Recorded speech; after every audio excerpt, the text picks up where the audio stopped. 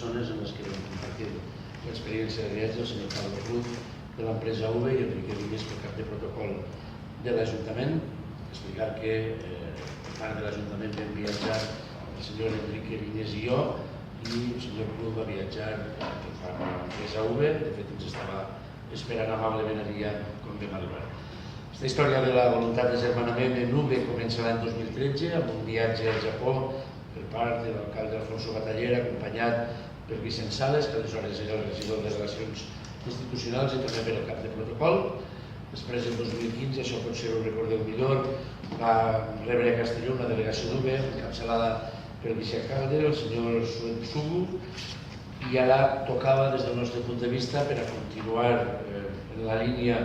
d'acostar-nos a l'objectiu final, que és, en primer termini, la signatura d'un agermanament i, en segon, que és el més important, l'ampliació de les relacions. Vam entendre que després d'un canvi en el govern municipal a Castelló, en les eleccions municipals, era important poder-nos traslladar allà i manifestar que hi havia la voluntat ferma del govern, entenem que també de l'oposició, de seguir amb aquest procés. Casos entre ambdues ciutats, per un costat l'intercanvi cultural,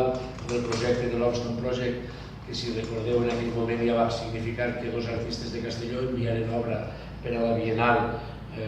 tot i que finalment no van arribar a la final, i ara ens han tornat a convidar a participar-ho. I també recordaven la visita de l'alcalde Bataller l'any 2013. Per part de la senyora alcaldessa se'ns va manifestar la voluntat de seguir avançant en la direcció d'intercanvis en l'àmbit cultural i esportiu. Per la meva part vaig traslladar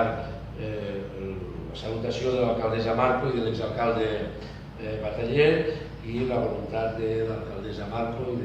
del govern municipal de seguir avançant en aquest sentit i veure si era possible l'any que ve signar l'acord d'agermanament que seria el punt de partida, diguem-ne, que de veritat ens interessa, que és l'intercanvi de relacions. Castelló es basa, lògicament, en els llaços ja esmentats i amb l'acord d'intercanvi que se va signar en el seu moment, obert a la participació dels ciutadans en camps culturals, especialment en escultura, perquè UVE fa un especial esforç en matèria d'escultures, ja deia que té tot un parc d'escultures a l'aire lliure francament impressionant. Castelló també té una dotació d'escultures públiques molt important per l'art, la música, i que va en esdeveniments esportius. La marató en Tòquio és un dels esports amb més puixança, on tenem millors representants, i nosaltres vam aprofitar per recordar que la marató de Castelló va formar part del Campionat d'Espanya, però també en tenis i en futbol. Hi ha un projecte de Hostam, que després tindrem ocasió de parlar-ne més endavant, per a esportistes espanyols de cara als Jocs Olímpics de Tòquio, que seran l'any 2020, que se puguen albergar en la prefectura de Yamaguchi, concretament en UVE, i també una col·laboració entre la Universitat Jaume I, que després parlarem de la reunió amb la Yamaguchi University. De signar, i està bé també una altra vegada la senyora alcaldessa del parc d'Okiwa i una sèrie d'autoritats, també la representant de la mànager i gerent del jardí de flors, d'escultures de museus de l'aire lliure, etc. S'havia de renovar l'acord que havíem signat, que és aquest acord que hem portat a l'original, que ara quedarà posat al revés. Aquesta és la versió en japonès, òbviament la versió en anglès ens resultava a la majoria més fàcil de comprendre, tot i que l'acord se renova. És un acord similar al que s'havia signat ja l'any 2015 en la visita a Castelló del vicealcalde d'UVE, on afegíem la part que deia abans del hostal de la ciutat hospitalària relacionada amb els Jocs Olímpics de l'any 2020. La voluntat de l'Ajuntament de Castelló, així ho vam manifestar, és que la senyora alcaldessa Pablo Marco puga en l'any 2017 signar definitivament l'acord, però estem pendents,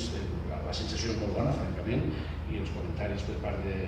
la senyora alcaldessa d'UVE també, però en fi, les coses porten el ritme que porten. En qualsevol cas, des d'UVE sí que se subratllava que la determinació i la voluntat de seguir desenvolupant tot el possible dels intercanvis per a que la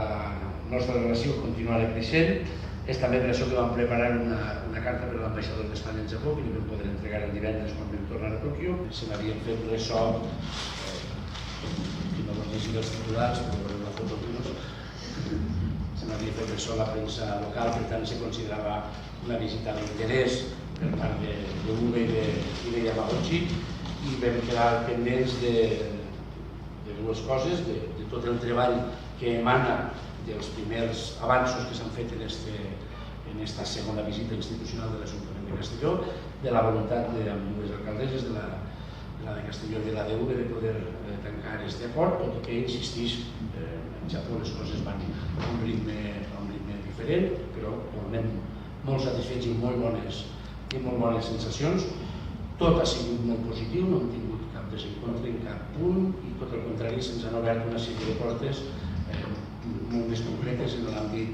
esportiu, en l'àmbit cultural, en l'àmbit turístic. Per a una ciutat com Castelló pot resultar francament important que hi hagi una proximitat en un àmbit d'1.400.000 persones com és la prefectura i en el cas d'UVE, i en qualsevol cas queda feina per fer, però creiem que hem fet un pas de gegant.